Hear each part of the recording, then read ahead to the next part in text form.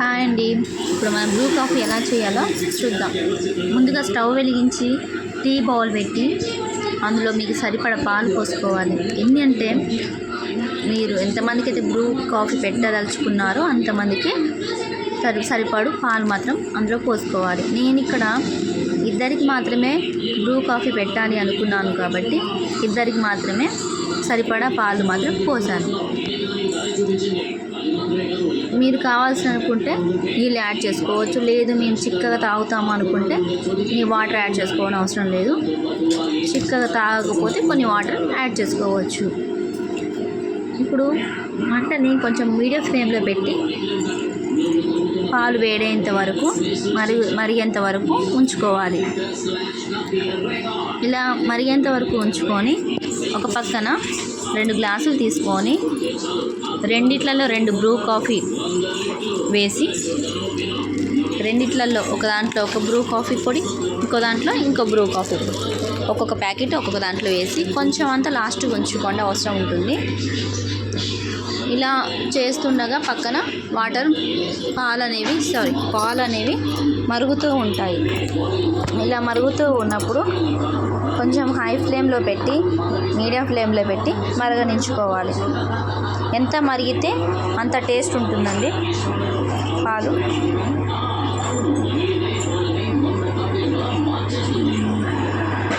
ఆంధ్రప్రదేశ్లో కోట్లాది ప్రజలకు టీ కాఫీ అలవాటు చాలా ఉంది.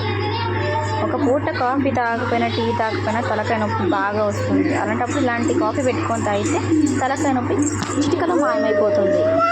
అవునా కాదా అండి? నిజమే కదా, తలకాయ నొప్పి బాగా వస్తుంది 1 గంట లేట్ అయితే మాత్రం, టీ కానీ కాఫీ కానీ తాగకపోతే.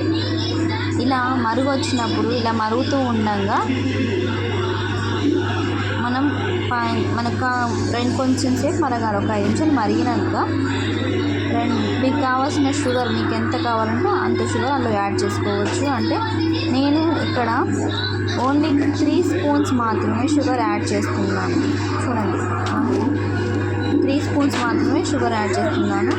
మీరు మీకు కావాల్సినంత షుగర్ యాడ్ చేసుకోవచ్చు. మీరు షుగర్ ఎక్కువ తాగితే ఎక్కువ, తీపి ఎక్కువ తాగితే ఎక్కువ, లేకుంటే తక్కువ తాగుతామంటే తక్కువగా యాడ్ చేసుకోవచ్చు. నేను ఇక్కడ 3 స్పూన్స్ మాత్రం యాడ్ చేస్తున్నాను. షుగర్ వేసాక ఒక 5 నిమిషాల వరకు మరగనివ్వాలి. ఎందుకంటే షుగర్ అనేది మెల్ట్ అయిపోవాలి. కరిగేంత వరకు పాలన్నీ మరగనించుకోవాలి. ఇట్లా 10 నిమిషాల వరకు మరిగించుకోవాలి. తర్వాత స్పూన్ తీసుకొని ఆ షుగర్ మెల్ట్ అయిందా లేదా అని కొంచెం కలుపుకుంటూ ఉండాలి. ఒక 2 నిమిషాలు అలా షుగర్ మెల్ట్ అయ్యే వరకు స్పూన్తో కలుపుకోవాలి. స్పూన్తో కలపడం వల్ల షుగర్ మెల్ట్ అయిపోయి పాలు చాలా టేస్టీగా మారుతాయి. అప్పుడు మనం పెట్టిన బ్రూ కాఫీ కూడా చాలా బాగా టేస్టీగా ఉంటుంది. ఇప్పుడు 2 సెకండ్స్ వరకు పాలను మరిగించుకోవాలి. మీ ఇంటికి ఎవరైనా గెస్ట్లు వచ్చినప్పుడు ఇలాంటి కాఫీ చేసి పెట్టండి, చాలా ఇష్టంగాను మీకు ఫిదా అయిపోతారు.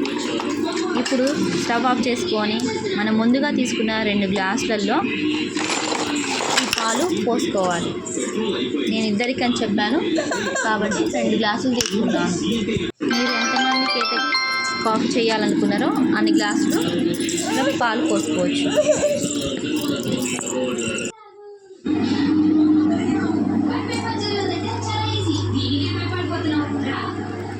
ఇప్పుడు నేను బ్రూ ప్యాకెట్స్ అంటే కాఫీ పొడి అనమాట, బ్రూ ప్యాకెట్ తీసుకొని లైట్గా అలా పైన నేను గార్నిష్ అనమాట, అంటే పైన చల్లుకుంటున్నాను.